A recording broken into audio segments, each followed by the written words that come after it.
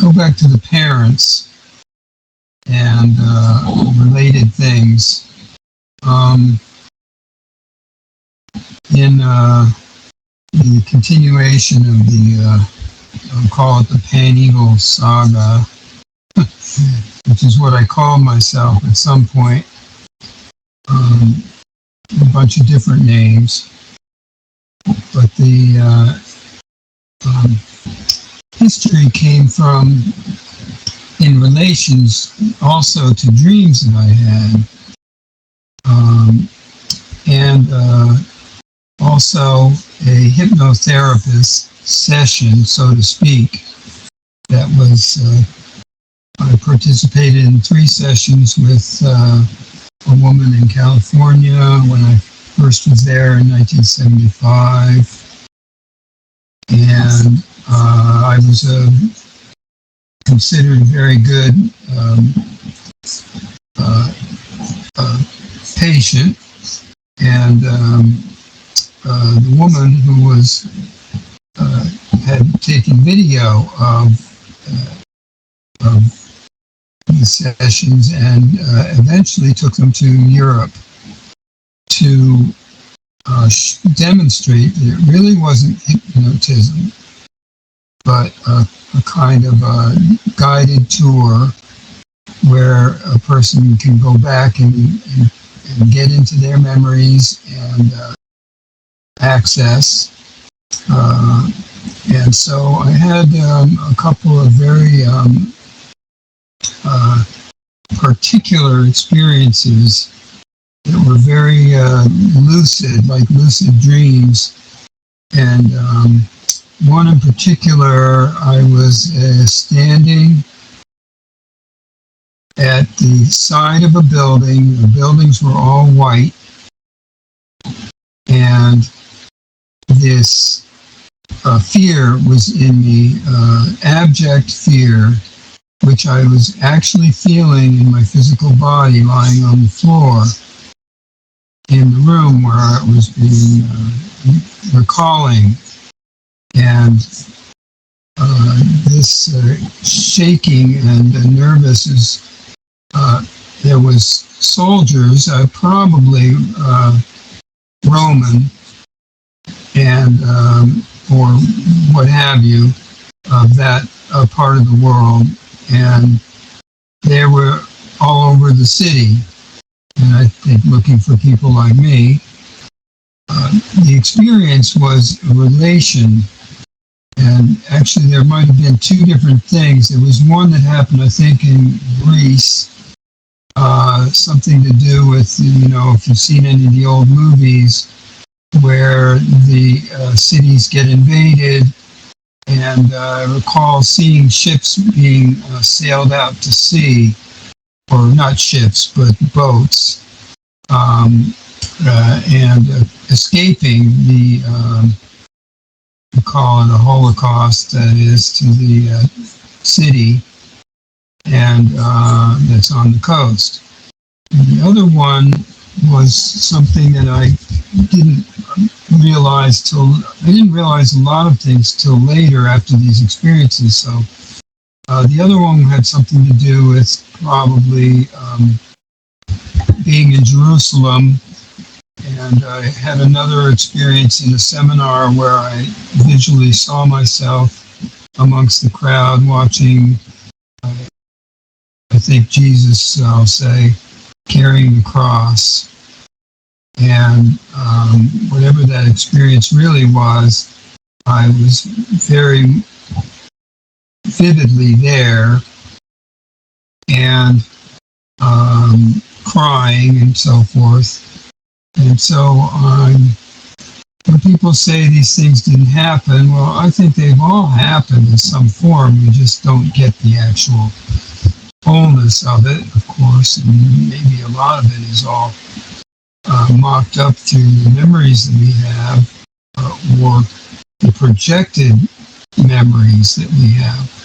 You know, whether that's what's true or not doesn't matter, because what matters is our relation and reference that we get. So it took me also a long time to pull that together, and I thought I was this person and that person. St. Peter, that one who was hung by his heels in Rome, and all the disciples of Jesus were knocked off. But I don't think I was any of those, because it eventually turned out that it was another person who had buried Jesus named Joseph, the Arimathean, which is a word that's, it was a town near Israel,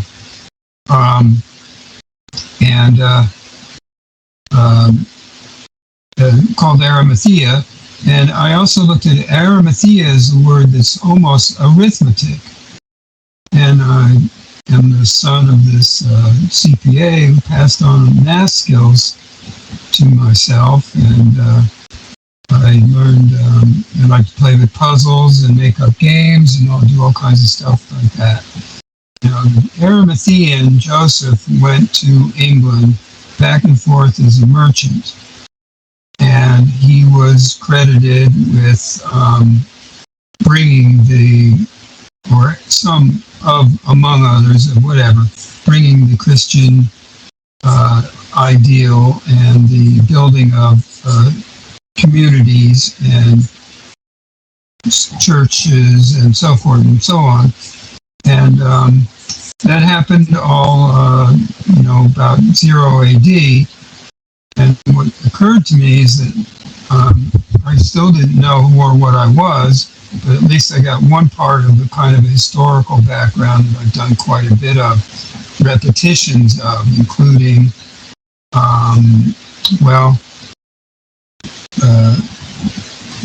in 800 AD, there was a movement with the Vikings to England, and there was also, around 800 AD, there was something with an island where they were establishing a connection point with Christianity and churches and the town, and all that stuff was being built. And it was kind of a special church location. I didn't find this out till very recently. Now, in 800 AD, there was a Iranian who was a Christian, he was an astrologer, and his name was Marshallah.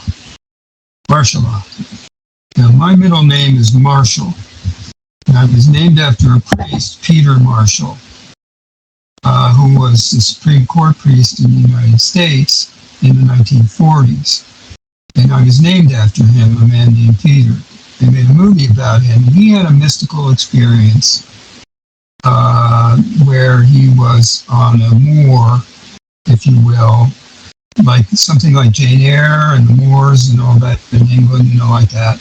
And it was a mystical thing where he had a vision and so forth and so on. This was a connection also to what ended up to be searching for the spiritual and religious and psychic and associated social, political, educational, institutional realities, or objectivity, let's say, to really go beyond all of this, or take it to the limit, as we said in the Eagles song in the 70s. So I was urged myself to go to California, and that was where the last story left off, 1980, and getting to the Eckan car or whatever, because the same thing was being done. They were, in that sense, they were recreating or projecting into a new projection, or let's say position, a more universal positioning, actually, and presenting this, Paul Twitchell and others are, Sherry, that, and the beginning of the Ecton car, which happened in 65 area, with those three movies, The Sound of Music, Dr. Zhivago, The Russian Revolution, and the Sound of Music and Lawrence of Arabia. And Sound of Music was the Germanic escape from the Russian, which value, we're just sharing a lot of all that really well. Same cause and effect. And arriving, I would say both of us probably following almost the exact same pattern in that sense, or reflection. So we would come to be friends and share in this new religious, although it wasn't called religious, but new universal direction. All right, so since then, I realized now that part of what that recreating, not a religion, but the real new actual nowness position, well, we can't do that exactly, but we can do its presentation and allow it to be, and that's a nice quote on there. Thank you. And so we're allowing ourselves to choose our position and also rediscover what's necessary or what needs to be done better or what needs to not be done at all. And really to recognize all of those kind of all at once in some way, because there really isn't any modus operandi or methodology exactly. There isn't. It all just is the isness. It's really takes quite a lot to pull that through, I guess, and make it so that it becomes so the real focus is just of being real, and I guess something like, well, sure, singing NuPresentation or singing Hue or whatever, or doing music with a sound current is one example. Well, there really isn't anything that's absolutely necessary. Yeah, you're going to lay down? Okay, so well, let me just finish it there. That's enough of that part, because it really does bring it up to the present. And I know that we don't have any program that we're making up. There isn't anyone, and so that's maybe one of the most interesting factoids in there. And, so thank you, Val. Thank you. Appreciate being able to share that part. Hey, Peter. That was good and fun what you're doing. Yes, very, very good. So laying out certain events, etc., that have taken place, and providing a better view on these things. Everybody has their choice to do and share whatever, and so yes, it's very, very good. Thank you, Peter. Thank you.